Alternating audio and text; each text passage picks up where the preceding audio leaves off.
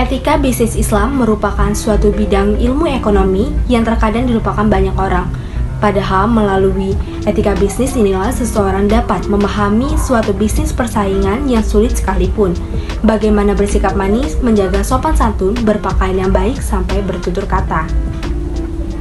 4 teknologi yang menjadi roda bagi perkembangan bisnis di era 4.0 di bawah ini yaitu 1. Internet of Things adalah konsep di mana konektivitas internet yang dapat tertukar informasi antara satu dengan yang sekelilingnya.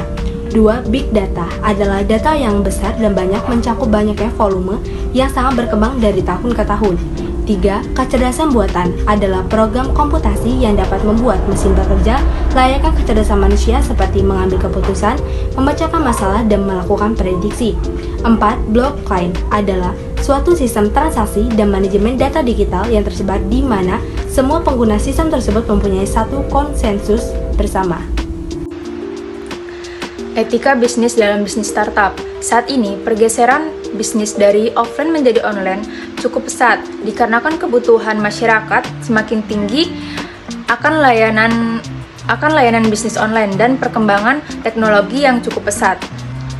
Perusahaan startup adalah perusahaan yang menerapkan inovasi teknologi dalam menjalankan bisnisnya untuk memecahkan permasalahan yang ada di masyarakat dengan mengusung nilai-nilai deduktif di dalamnya seperti Facebook, Grab, Gojek, dan juga Traveloka. Adapun etika bisnis Islam untuk perusahaan startup. Yang pertama, privasi data pribadi. Yang kedua, transparansi data publik.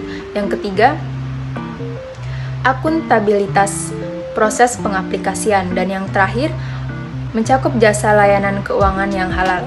Di sini saya akan membahas tentang etika bisnis dalam industri finansial, teknologi, fintech, dan etika bisnis Islam dalam bisnis online e-marketplace. Yang pertama ada etika bisnis dalam industri finansial, teknologi, fintech.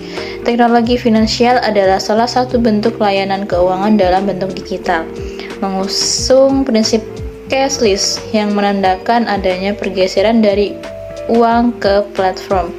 Fintech atau techfin menyasar segmen yang tidak bankable dikarenakan penduduk Indonesia lebih banyak mempunyai smartphone. Banyak layanan keuangan berbasis teknologi menjadi sangat diminati oleh penduduk Indonesia.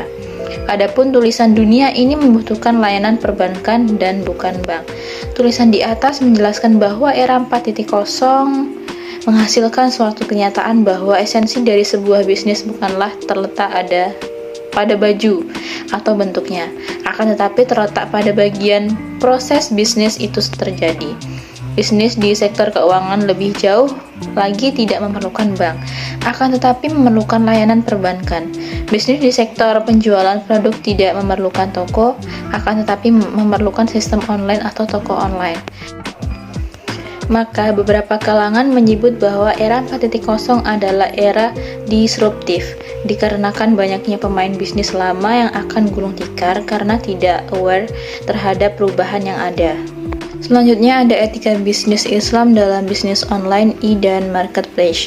Marketplace adalah pasar elektronik mempunyai sistem pengendalian penjualan dengan mengumpulkan jutaan penjual dan juga jutaan pembeli. Marketplace tidak ada bedanya dengan pasar secara umum, di mana di sanalah pertemuan antara penjual dan pembeli.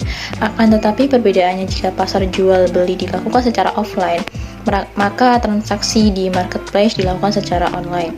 Contoh marketplace adalah Bukalapak, Tokopedia, Shopee, dan lain sebagainya.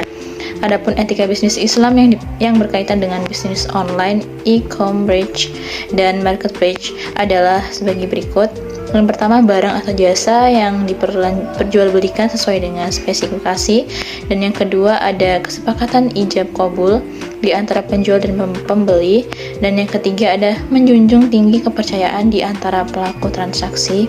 Yang keempat, menjauhi transaksi yang dilarang oleh syariah. Yang kelima, memberikan layanan yang baik kepada konsumen. Yang keenam, tidak mengambil dan mencuri properti milik orang lain. Yang ketujuh, mempergunakan akad sesuai dengan jenis transaksi yang dilakukan.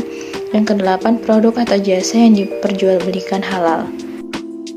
Di sini saya akan membahas tentang etika bisnis Islam dalam bisnis layanan pengumpulan zakat, infak, sedekah, dan wakaf.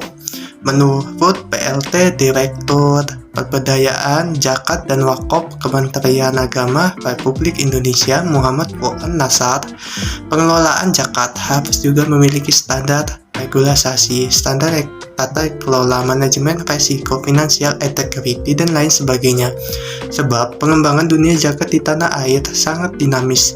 Hal ini terbukti dengan standar regulasi zakat Core Principle milik Indonesia yang diadopsi sejumlah negara, 15 negara, dan Indeks Zakat Nasional IZN untuk mengukur performance atau kinerja lembaga pengelola zakat pengelola. Selanjutnya, teknologi sama halnya etika dalam fintech syariah seperti yang telah disebutkan sebelumnya, yaitu sebagai berikut: 1. Privasi data pribadi. 2. Transparansi data publik. 3. Akuntabilitas proses. Baiklah, sekian dari saya ucapkan terima kasih.